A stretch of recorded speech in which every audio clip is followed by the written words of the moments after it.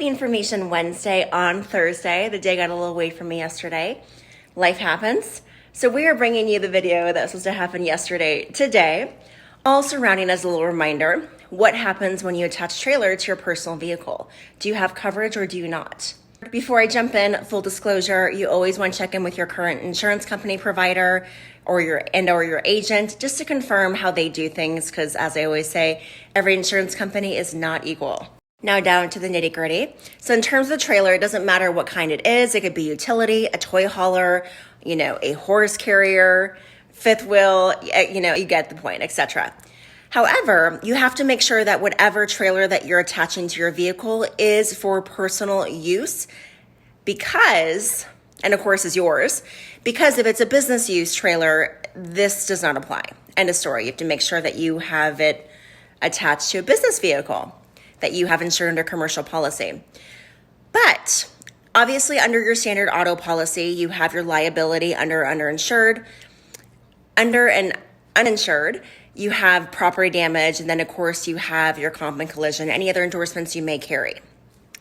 Well, when it comes to attaching a personal trailer to your personal vehicle and you don't have it listed as an endorsement on your policy or a separate policy altogether, the only thing that's actually going to transfer is that bottom. I was saying the only thing that's actually going to transfer in terms of coverages when you have that attachment to the trailer attached to your vehicle is the bodily injury only. That is the only thing. So obviously, again, your comp and collision, all that stuff is not going to apply, which is why it's very important that you do either have the endorsement underneath your underlying auto policy, which not all companies offer, or you have a separate policy altogether. A little trick from me, you want to have a separate policy because 9 out of 10 times is always substantially way cheaper than having attached to your auto policy. Trailers don't have the same ratings that we do for our personal vehicles we use every day. And so if you attach it if you attach it as an endorsement underneath your auto policy, you're going to definitely pay a major surcharge because it's kind of getting the same rating that your vehicle is getting, which is not the same thing.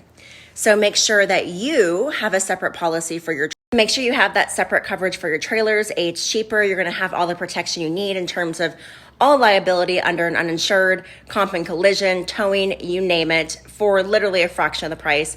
I mean, these trailer policies are pretty inexpensive over an analyzed period because they are a year policy versus 6 month like most auto policies.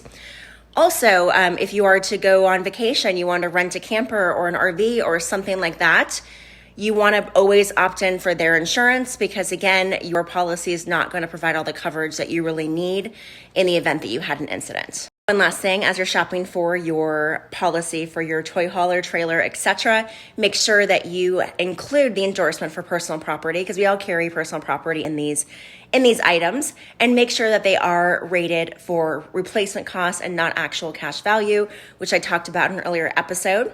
We have an amazing product to write all of your fun toys, motorcycles, toy haulers, RVs, you name it. And of course, with the discounts that go along with Farmers in general. So be sure to use me as a resource. Let me audit your policy and make sure you have the protection that you need. Give me a call at 602-525-5665 or email me at cmcqueen@farmersagent.com. Remember to ask yourself, are you protected? We'll see you next week.